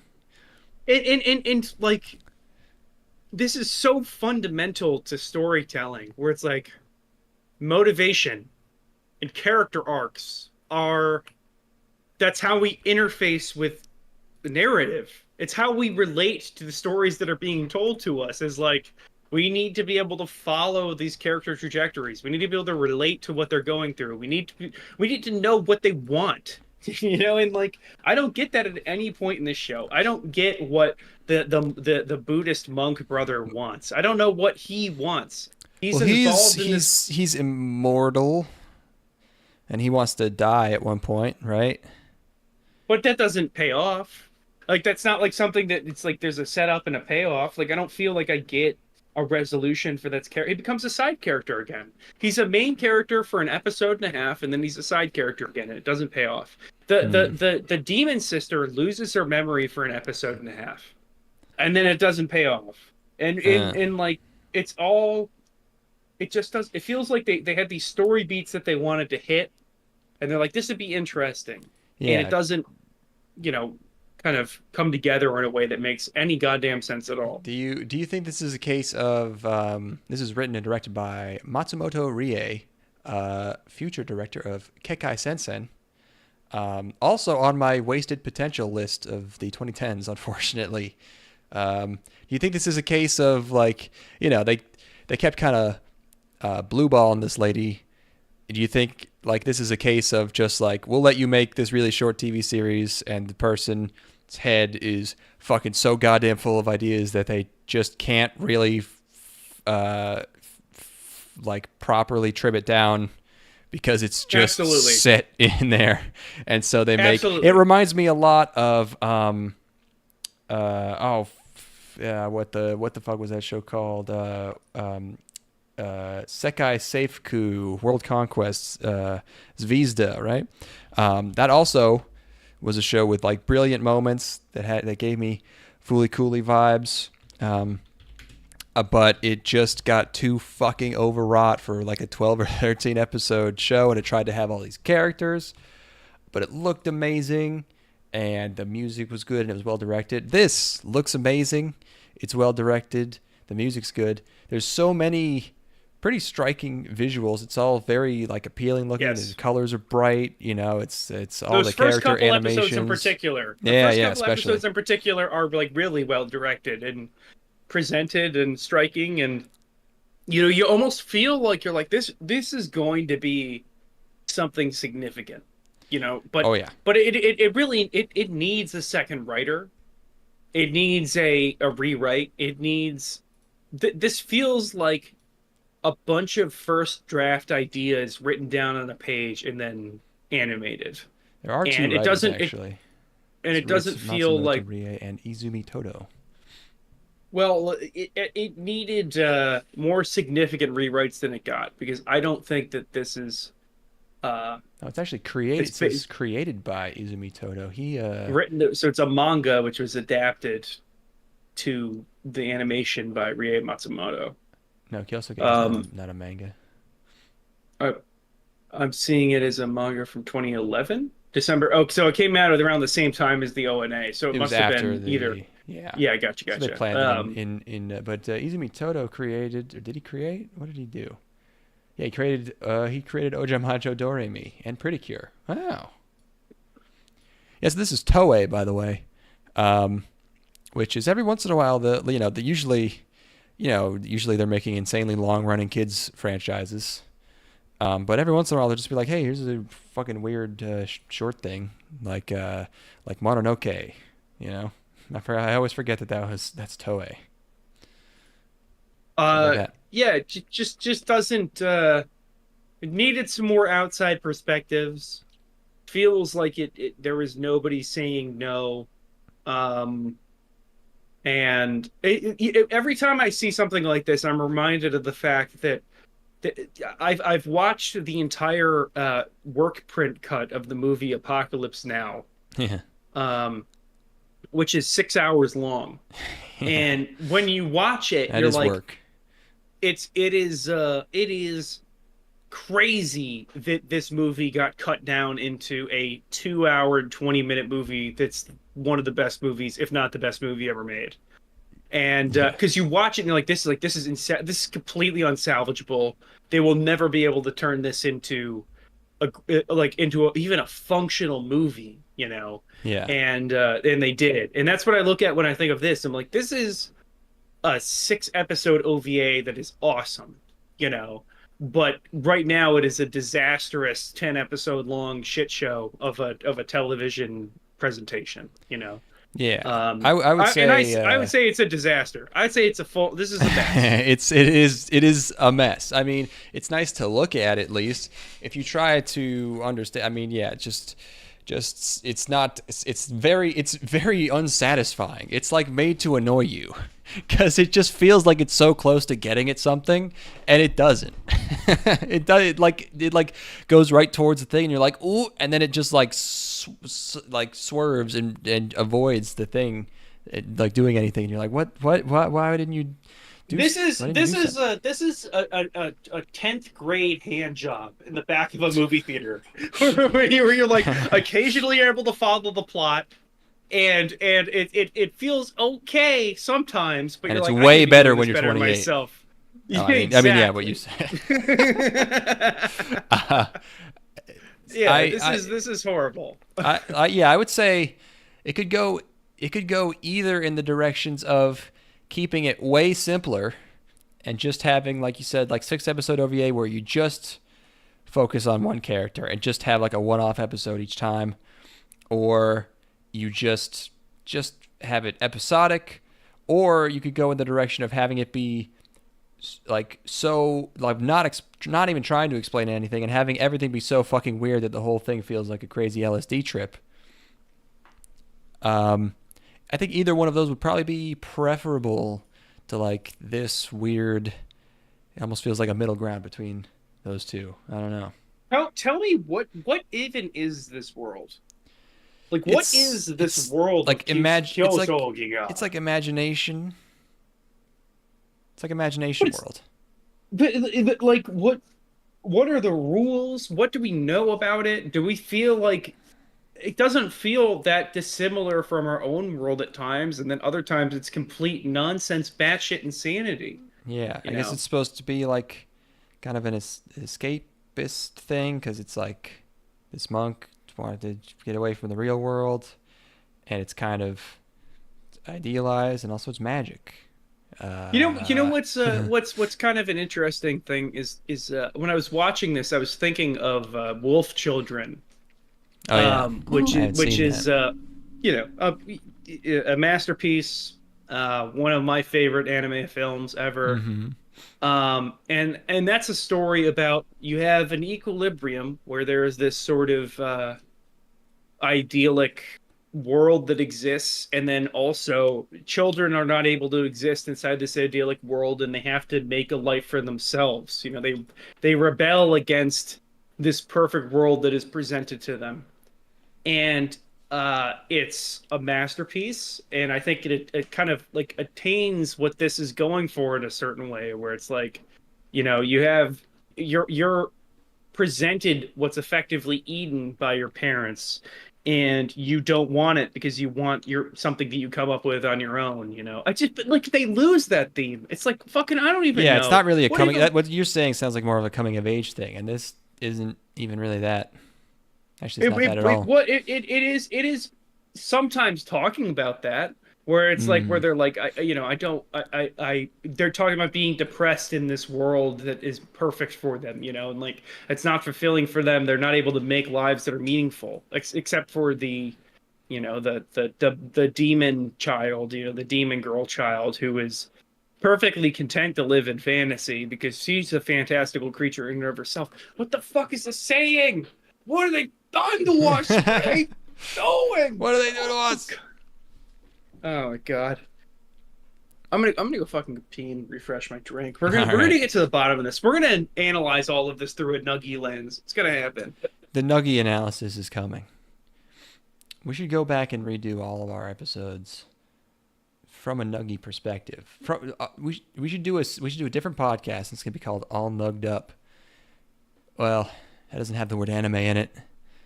I don't know. All Nugged Up anime time. No, but it's us eating. Maybe we shouldn't do 50 because we won't be able to talk. But we should each eat 10. Well, no, we should each eat 20 Nuggies and then talk about an anime we've discussed before, and then see how our analysis differs. I think that would be very enlightening. Because if we're full of Nuggies, we'll be more content to look past, things like plot holes, bad animation. Actually, we should probably have to be on the Nuggies while we're watching the show too. This is getting complicated. Okay, we should watch one episode Nugged Up, and then the second episode. The evens we do with Nugs, the odds we do 72-hour fast at the tail end, and then we see if we like it. I'm back, baby. Mm-hmm. What would you think about a second podcast where we review shows we've done before, but we eat like 25 Nuggies each beforehand and see if our opinion is different? Are we eating before we watch the show? That's what I was thinking about. Is it it gets complicated if you have to eat a bunch of Nuggies before every episode of the show. So I'm not really sure how to grapple with that. It might be a dream for now. The really disappointing thing that I realized, like maybe this year, maybe last year, is that my own personal what's going on in my personal life and how I'm feeling in my day-to-day life so directly affects how I feel about the anime seasons that I watch. That I basically none of the season reviews mean anything. None of my opinions on any of the shows that I've watched mean anything at all, because it's so directly affected by how happy I am going in. And I think I talk about this a lot of the time, where it's I gotta let you know right now, I've been having a really good day. So watching these shows didn't feel like that. Sometimes you'd be like, I like this, right? I mean, it doesn't actually. It happens. Actually, it's the other way around more often. But maybe sometimes I don't like something, and you're like, I liked it, and I guess maybe that just means you got a fucking good ass pump today or whatever. Yeah, literally, it's like I would absolutely do a Nug cast where you just be really satisfied beforehand, get a great night of sleep. Get a great night of sleep. Watching terrible isekai, but we just happiness max beforehand. We just absolute contentment. Just like my cat is asleep. We can only do it every 5 years because of the neurotoxicity. But if we watch a bottom of the barrel, if we marathon a bottom of the barrel isekai on MDMA, and then do a podcast and just see if we're man, I just love how much the shopkeeper talks to him. That's great. One of those recently for me was the show where the guy's a vending machine in another world. I went into that episode and I knew that none of my perspectives mattered because I was so happy. And it was there was one must have been 2016 at this point, maybe 2017, where I had smoked weed while watching the season, and it was like, I'm like, oh my god, there was so much shit going on, and I got to the end, I'm like, hey, wait a minute, this is all terrible. I was stoned as fuck and enjoyed it all. Yeah, you're just trying to hang on. I was like a baby. I was like a baby who was just well, yeah. It was and that was something I was thinking about with Kyousougiga. I gotta look at the reviews for this because I need to know what people think of this, because this isn't even one where I can really judge somebody for liking this. It's just such a sensory overload. I think this is probably going to be those ones where the people who love it and the people who really hate it are going to be kind of stupid, because the people who love it are just going to think that because there's concepts And because Yes. they're just going to be like, yes. this is Yes, so yes, yes. fucking deep and crazy. And because the things that are happening seem significant. But if you try to think about them, you're like, wait a second, what's even happening here? And the people who hate it are just going to be like, I didn't get it because it was a bad guy. Two guys didn't fight each other. I wrote earlier. I've been writing pretty consistently for like a month now, and I got to the end of the day, and I'm like, that was some good progress. And like an hour or two later, I was thinking about what I had written, and I'm like, I should go into my closet right now, get a gun, and blow my brains out the back of my head. Because of And something you wrote that day. it wasn't like a thing where the everything I wrote was bad. There was one scene transition that was bad, and I'm like, this absolutely fucks the entire thing. This absolutely ruins all of the other competently written stuff because I had done this very direct. I cut out essential pieces of drama to have a flashy scene transition, and I'm like, I should kill myself right now. It's the first draft of a script. And like I that it and working through that, I got a call from a friend, completely unrelated, and he was talking to me about stuff that he was writing, and in the process of that, I realized what I had done wrong. I had looked at it and I'm like, this is all complete shit, and I have to start again. I have to delete everything. And then in the process of that conversation, I was able to like work out exactly what it was that I had to fix. And it's like probably like a page and a half fixes everything. And I was so ready to just toss it all in the garbage and be like, I suck shit. I'll never write anything good. I have no good ideas at all. And that's the tenuous creative relationship that exists, where it's like, even if you have something that's really, really excellent, that one thing that's off can throw the whole thing out of balance. And this is just an entire season of things that are off. So here's let's see some reviews here. Some Mal reviews. This is Mal. This is Mal? a recommendation. There are no not recommend reviews on Mal for this show. No. It is only recommended in mixed feelings. Yep. A journey into Kyousougiga is an experience like no other. It is perhaps, out of all things, most analogous to wandering into a circus, stumbling upon the Hall of Mirrors, and coming back having witnessed a sensational light show. In other words, Kyousougiga is a show that stands out for its use of exuberant visuals. It displays a charm that is unique and impressive. I don't know if exuberant works for the word visuals. I mean, I'll give him a pass because I get what he's saying. Pat, will you shut the fuck up? No, actually, exuberant works. It's fine. It's fine. However, looks can be deceiving, and thankfully, this is not the case for Kyousougiga. Wait, what? Why'd you even say that then? Oh, yeah. Admittedly, the beginning seems bizarre. Lots of random, unrelated events occur spontaneously. Nonetheless, a darker narrative, which Kyousougiga skillfully weaves with... Is this the whole review? No, you click read more. There's no read... Oh, I'm sorry. Oh, my God. That's a long one. I'm looking at the one you're looking at. Oh, he gave it my God. 9 out of 10. Yeah, I mean, hey, it's a review. It's a long-ass... Kyousougiga is an impressive anime, rich in folkloristic imagery, wildly creative interaction, and breathtaking visuals. Kyousougiga is certainly one of the best anime in recent years.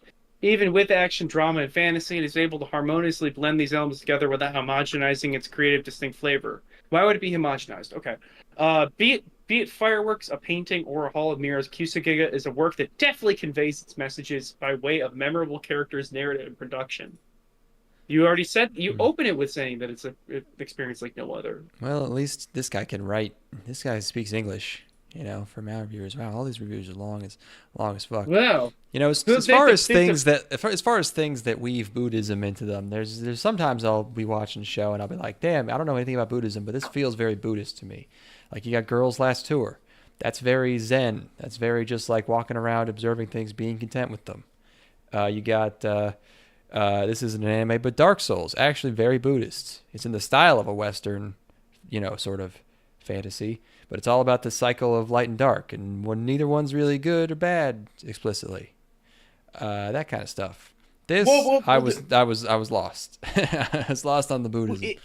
With the case of Dark Your Souls, Name also has a lot of very Japanese shit, that they work into the plot. Dark Souls is accepting that dying is part of the process. Failure was part of the process of learning how to succeed in that game. And with Kyousougiga, um, I didn't learn a goddamn thing about the world at all. I left more confused about the world than when I entered. Um, Yeah. My favorite part about I Kyousougiga don't. is when he accidentally knocks a piece of chicken into the fryer and McDonald's was born. All right. Have you ever seen one of those videos of a rat jumping into the deep fryer at a, at a fast No, food place? what? Animals will, or yeah, I think I've seen a mouse jump into the deep fryer, and I think I saw a video where maybe like a shrimp. I don't know. It's fun. It's stuff jumping into deep fryers it's dark, but it's probably not the worst way to go. And they're just like they just leap in. Oh man, probably stinks if a rat goes in though.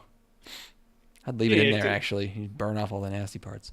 Yeah, I was gonna say just cook that bitch for a good long while. Throw Yeah, them in the yeah. garbage. You Pretend don't nothing want like happened. you don't want like half cooked rat intestines like sitting. Nothing survives that. Oh no. It's like Or like not with a good life afterwards.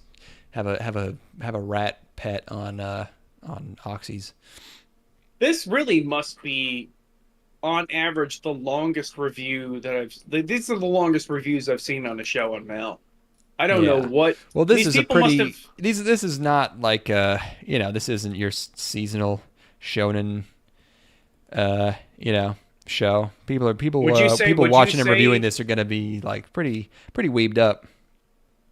this, in the words of Two Terp, it's not the typical shonen anime that people normally watch either. It's surprisingly unique even for an anime, and the world building slash characters you meet in the show are all very well written and enjoyable. The soundtrack is the only thing that I don't think is 100% perfect, but honestly, I'm just nitpicking because all the tracks from the show are perfect for what they're meant to be. And it's just that there aren't any super memorable songs.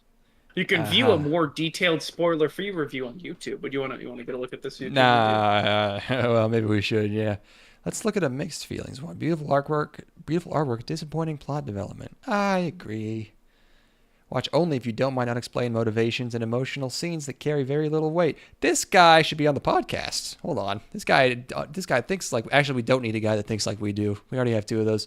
We should. That was a really succinct description of what we Yeah, spent we just took an like an hour and a half talking to. about. Oh, Guys, we oh need God! one of these dumb fellas. Can you hear me? Yeah, can you hear me?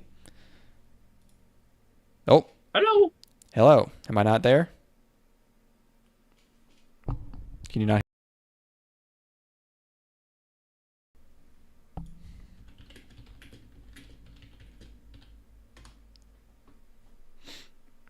What happened? What happened? Oh, No, I cannot hear you. Oh. Give me Let's one see. Well, I'm second. going Hold through on. OBS so they can hear me.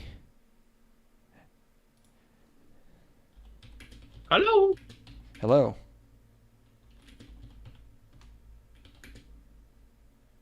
What the fuck? Yeah, I think something happened to on Ethan's end because I'm still showing up on OBS. I'm pretty sure I'm coming through on the stream. Hi, everybody. Ethan has left. Ethan has left the podcast. We need to get this guy from Mal in here. Hey, I'm still here. Check OBS, Declan, and see if OBS. Hello, Sorry, not hello, OBS. Check hello. Discord and see if you have Input. the right audio input on Discord. Because all of my other audio is working just fine. Let's see. Test. Am I showing up on... Oh, I'm not on Audacity.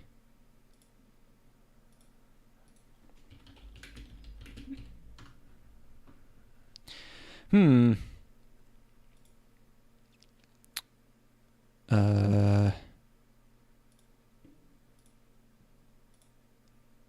I like that I'm talking to you from the void right now, where I'm listening to you on the live stream and there's a delay. Hello. Hello, Past hello, Declan, can you hello. hear me? Oh, oh, I'm on the stream still. Oh, that okay. This is confusing. Oh my gosh. Okay, let's read. Oh, my microphone. Oh, I see what the fucking problem is. I got it. Hold on. Hold up. Okay, got it. Where's your problem? What? You hear me now? Yeah, Okay, yeah, yeah. yeah, yeah, yeah. For some, I think I might have nudged my microphone and the USB thing came. But that is it. I guess the other apps picked it up fine, but voice meter didn't. These goddamn Microphone. microphones that we have, the digital audio is. I haven't Well, had we a talk about this problem. all the time. Everyone says not to use USB mics. I mean, can you blame us? It's not like, but I haven't had a problem with the USB for a while. But yeah, I should probably just buy an XLR. What's it called? A hub or an adapter or whatever. It's crazy. It's crazy that digital audio is still so fucked. I mean, we've only been doing it forever. It's whatever. Yeah, I don't know why every audio program is a nightmare. Anyway, Kyousougiga, a This complete guy on Mal, mess. his name is Pile. He seems smart. Okay. Joined in 2010. Nice, nice. I want to see more of his reviews. He seems. Oh, he's only got two. Majoko. Oh, this was the movie we were thinking of watching. All right, His I'll only check other this out. his only other review is of this movie. Remember, I showed you this.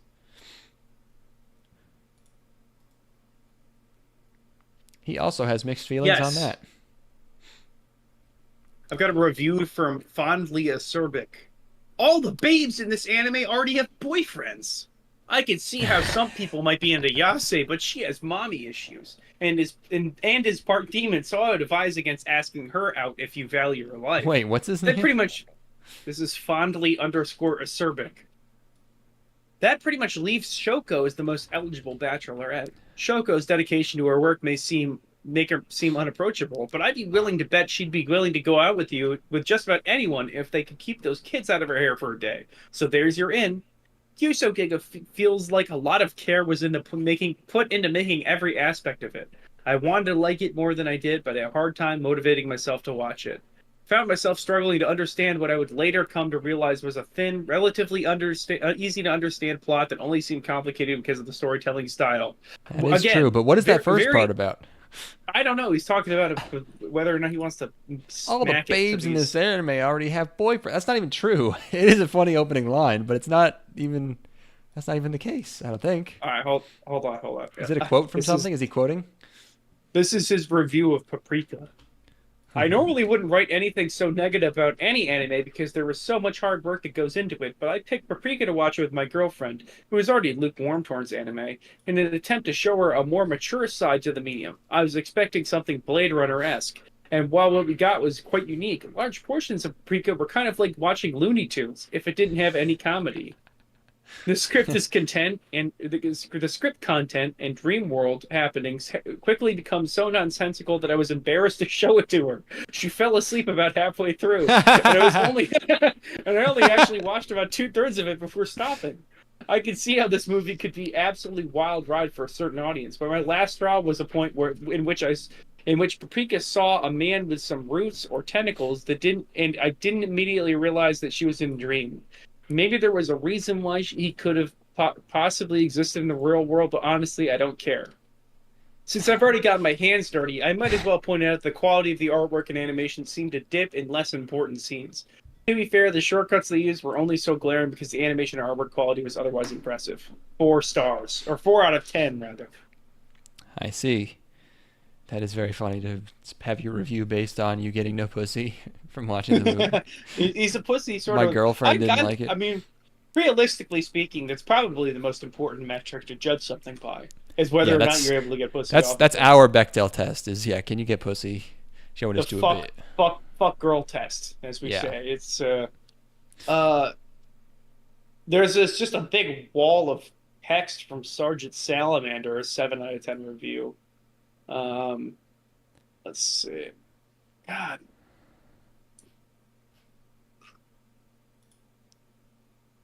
why do people have to break things down into categories? Like, why do they have to be like, I have to rate the art and sound separately when I'm rating how much I enjoyed this piece That's of media? something It's I like, feel like maybe that's just a holdover, like a convention on this site specifically. But that was something that was like '90s or early 2000s internet is like reviews, like video game reviews, especially GameSpot. Their reviews used to divvy out oh yeah, scores individually, but like it was like graphics, sound, gameplay, and story. I think it was like Yeah, value, like the price or something, or like how much, something like yeah. that. Well, it was Um, it was the it was the most impressive, heartwarming story I've ever seen in my entire life. I've never been moved so dramatically in my entire experience consuming an anime, but the art wasn't very good. So it's an yeah, 8. It's like the fuck. Who cares? Jesus Christ, these yeah, people. doing it separately is that's so it's weird. Asinine. Completely asinine to do that. I simply cannot recall much of the music at all. I agree. I must say, I don't really remember. I did not feel like this. I was moved by the score meaningfully. They kept like they dropped the it was the OP or the ED at one point in an Yeah, they did that. episode, and it was I like the extremely cringeworthy. I like the leading out into the credits music when it's just like a guitar riff. I liked that a lot. It's very. I mean, the music is very. It sounds like I bet Toei like has access to like a big orchestra or something. It just sounded more. Sounded bigger. A lot of it compared to a lot of TV anime. I think. Okay, but can you tell me who the four little kids were? Because there were little kids that were also cats, and I was lost as fuck on all that. Like so, Oh well, or like Koto has her two familiars, Ah and Un, I think. That's what you're talking about, right? And they turn into little kids. yeah, Okay. Yeah. And then there were two the more. yes, there's two more. Maybe that's like the mirror worlds because she's from the real world, so it's their mirror world counterparts. Again, pretty unnecessary. Yeah, I don't know. And then don't they try Just to work the like them into the plot too, where like they mean something, and it's she says something about them being the beginning and the end. Uh, I don't I don't know. no. I have nothing to say. I can't. And like it's not even like I hated this. Is the thing. Like I can't even say that. Like I look at the show and I'm like this Yeah. show fucking sucked. It's like I just the wasted potential is the most perfect way to describe it. Where it's like Thank you. this is Thank you. it's just there are three different shows in here that are all good, and they smack them all together, and it ends up being just nonsense and not very entertaining, and just a sloppy mess of a show that it does. I somewhat it's like It's frustrating to watch. yeah. Yes, yeah, it's a little frustrating. The last few episodes in particular, when you realize that it's not going to congeal. Yeah. It's not going to come together into like a meaningful sort of like it wants to desperately. It desperately is trying to in the last few episodes where it's like we're going to unify all of these disparate plot elements into something that is profound, and this family narrative is going to resolve in a way that's satisfying, and it just never can. It can't do it. It's too strung out. It's too like this girlfriend character. You have the girlfriend character up on the screen right now. Like, what the fuck are you wasting my time with this bullshit for? Like what? Like, who cares? Like, Yeah. She exists for two scenes, I guess. Maybe three. yeah, to inform another character that her being there doesn't matter. Like there's another character that she's dating, the one of the main characters, and doesn't matter. Doesn't pay off. His character isn't changed by the fact that he has this girlfriend. Uh, he's still No. depressed. It's a fucking God. Yeah, it's I'm starting to think that we're also, we're doing the show cuz it's 10 years old, 2013. Part of our Yep. 10-year series in 2023 for some reason. But Good vintage. yeah, I'm starting to think that I think we're old enough now that, I have not changed enough in 10 years even to really have anything new to say about this show. I'm basically the same dude. We might have to start going back to 2003 again because at least I I'm wasn't ready. old enough to Let's watch any of go. this shit. Let me bring So up this list. Let me bring up this list of shit we got for 2003. Let's pick a 2003 thing. Let's okay, get our. I think our front Obviously, we're runner going to do. was Popotan maybe or Oh, yeah, let's go. maybe something else. So we're gonna watch with David. We're gonna watch Oh right, Interspecies Reviewers, true. which Yeah, is we that'll should be do a little that. break from our retrospective, our comprehensive retrospective Oh yeah. on the year's 2013. Haunted Junction from 1997 is on our watch list. Okay, let's see. Wait, did I try to watch that? I might have tried to watch that. What even is Haunted Junction? Maybe we watch Gunslinger Girl. Oh yeah, you've seen that. I that so we can flip it and reverse it. That You is know, true. We can we're flip it around. It's kind I of watched a Gunslinger yeah. Girl and remembered it being pretty pretty deep, dude. uh, what is Green Green? Oh, that's a bad one.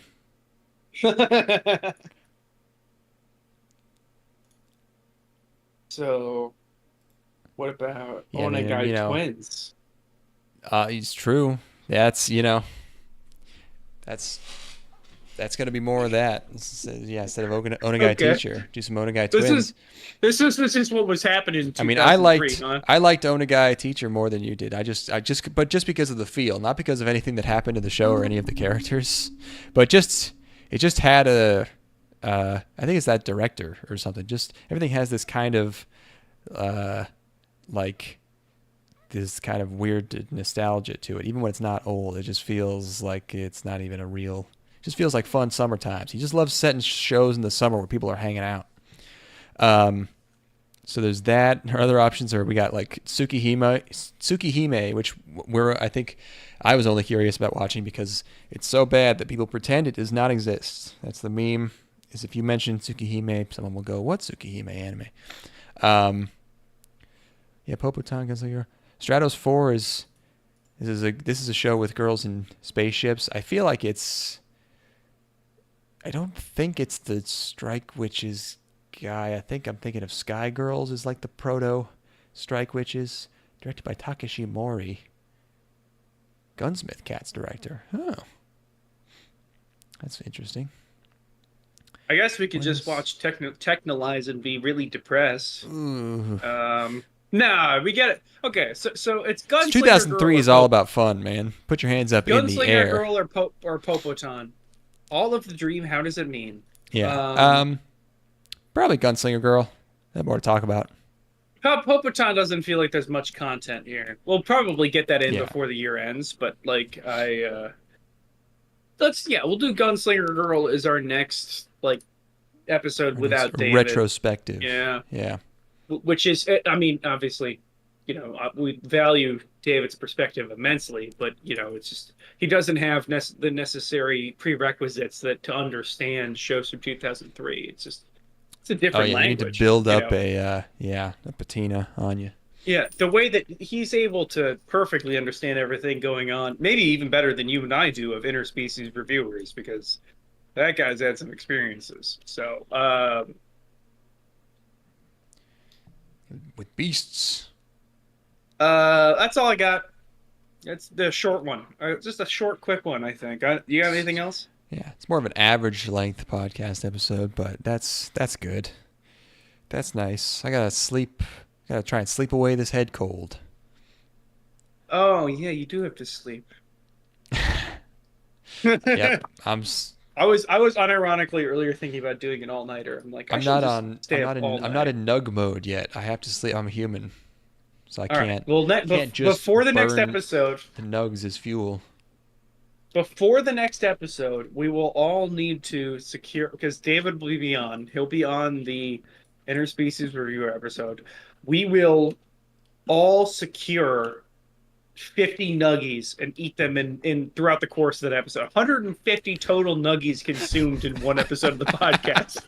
And we'll see if we're more or less horny for the animals by the end of the episode. Wait. Actually, no, we need to iron this out. Is David... I'm going to call David. I'm going to get David in this call real quick to get these rules figured out. Okay. Before we go. David, don't say anything you can't say on the podcasts. I know no one's listening, but still don't. All right, we're in here. Let's see if David picks up. Yeah, let's see if he gets the phone. All right, let's see. He is watching K-dramas. There he is. He's here. Okay. All right, David. Yes? We're ironing out the rules for the episode that we do on Interspecies Reviewers. Okay. What do you think about eating 50 nuggets? Is that in... Do we eat 50 nuggets a piece while we record the podcast? I think that would be ideal, yes. Or do we eat them before we watch the anime? No, I want us to be scarfing Nuggies the entire episode and like eating into the mics and shit. What do you think, David?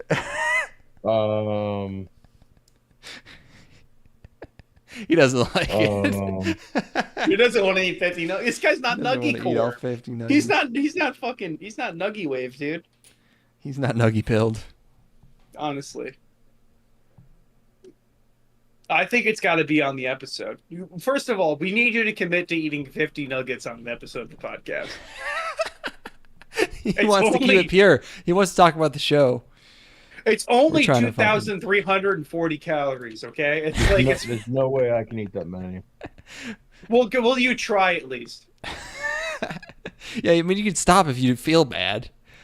I mean, I don't think we actually have to eat all 50. I think it would just be funny if we're eating chicken nuggies for the entire episode. You said that there's actually a deal where you pay $10 for 50 nuggies?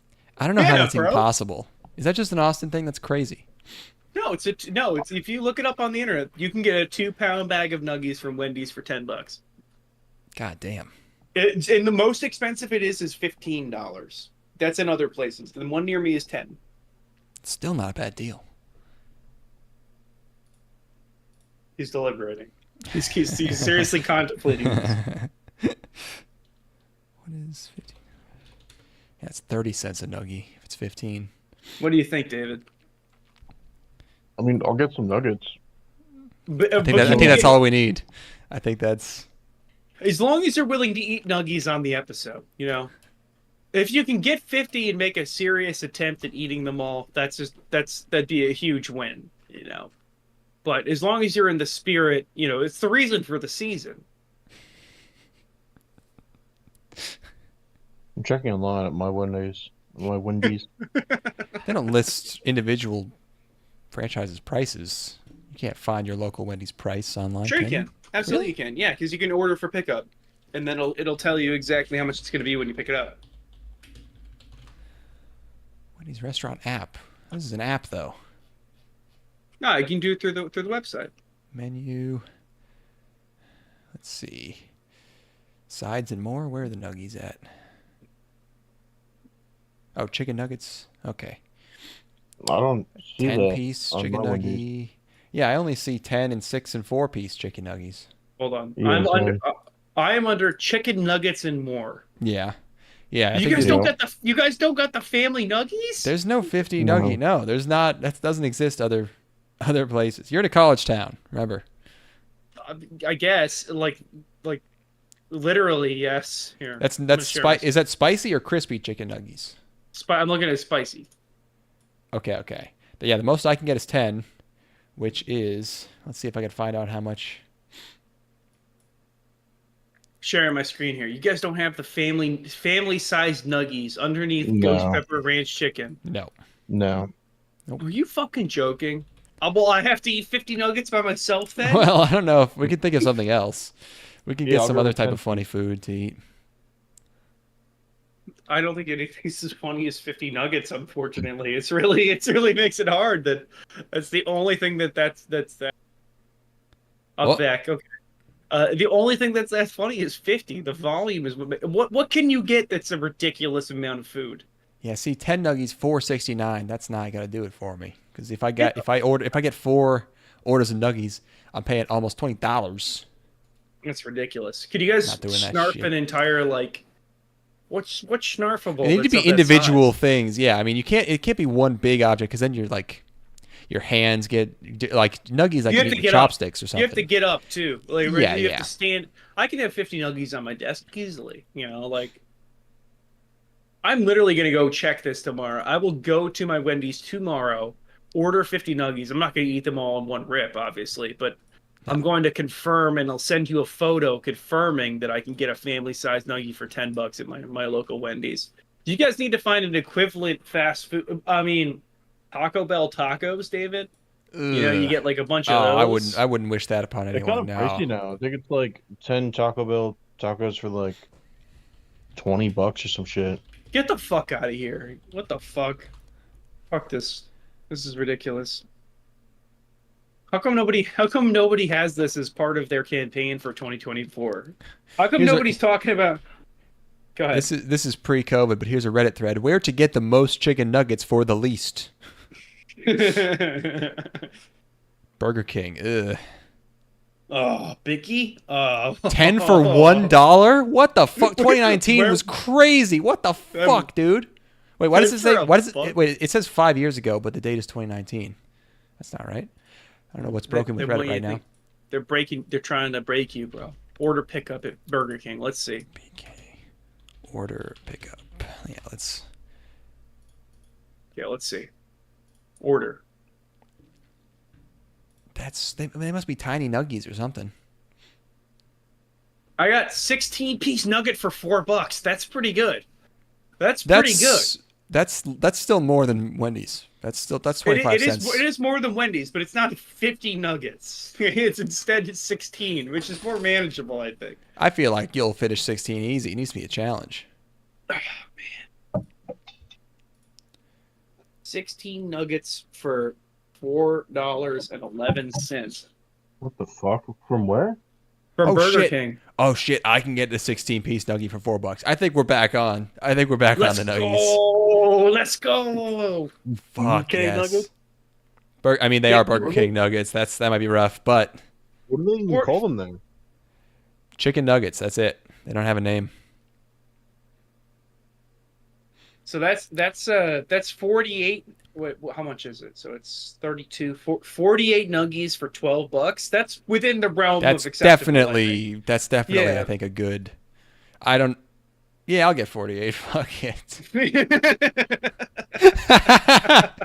This is one of our better ideas. It might end up I being think so. a disaster. We're kind of on a roll. Because Yeah. we had the audio that was playing on the episodes. That was pretty funny. Now we're gonna be eating during the episodes. We just stay winning, dude. Oh yeah. Oh yeah. Let's see how much 40 piece chicken McNugget is. Let's get a look at that real quick. Oh, I didn't even know you could do 40. Let's see. Near me. Order now. My McDonald's. Continue. Don't make me log in, you fucking fuck. You fucking fuckers. You fucked her. Oh, you can get an 8-piece fiery nugget. There's no 16 fiery nugget. It is. I saw that. I was disappointed because really, you don't want to just eat the regular nuggies if you don't have to. Yeah. I'll works go out through to 31 DoorDash, cents I a guess. Let's nuggie. see how much it is. Nuggies. Let's see. Give me the most nuggies I can get for $1. 10 nuggets for $1 is inhuman. That's they must have been taking an L. That was long ago. Yeah, they're hoping you get a drink. If you get a drink, then that's their overhead or their margins just Yeah, shoot up to 600%. 40 McNuggets for $16.39. So we know McDonald's has the worst deal on nuggies right now. Like Wendy's has got the hookup. Let me get a look at this. Seems like it. I mean, there might be different sizes, but yeah, gotta be close enough. When does this Wendy's near me close? Should I just go right now? I'll get on my phone on Discord and I'll go and get nuggies. Let's see. That's Family size nuggie.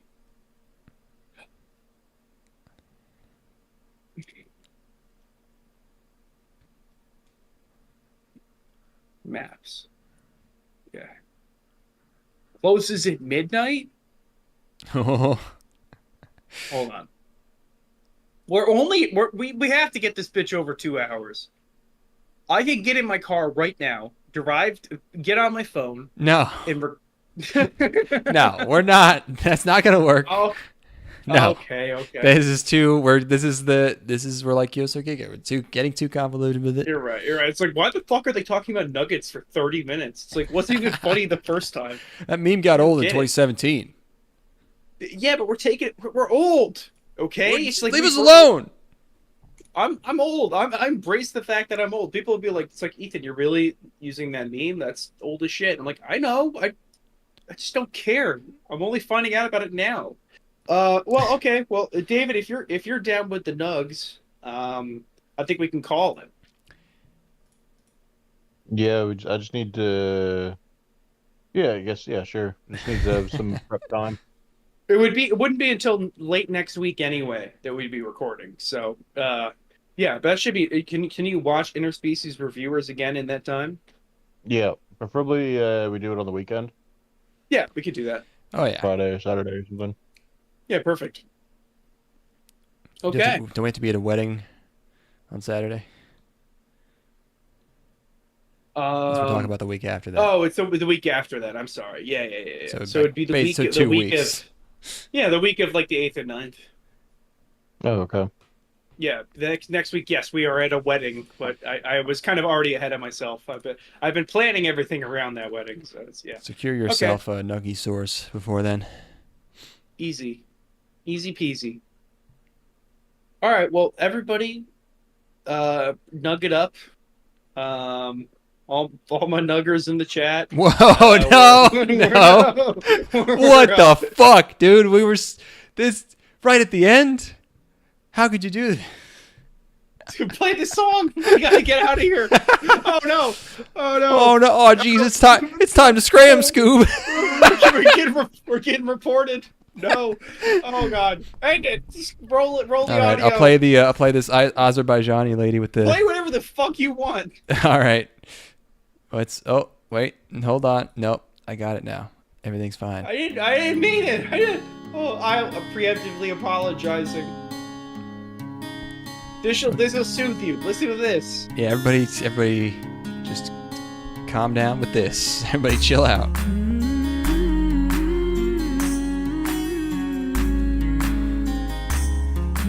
Peace for all the homies. On God.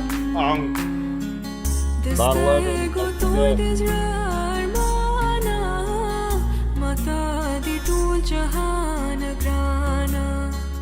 It's a peaceful song.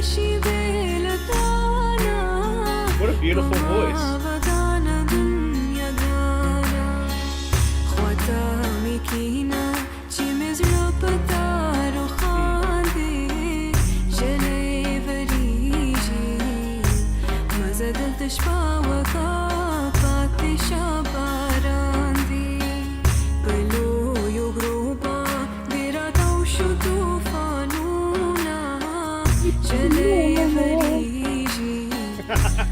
زادلتش باور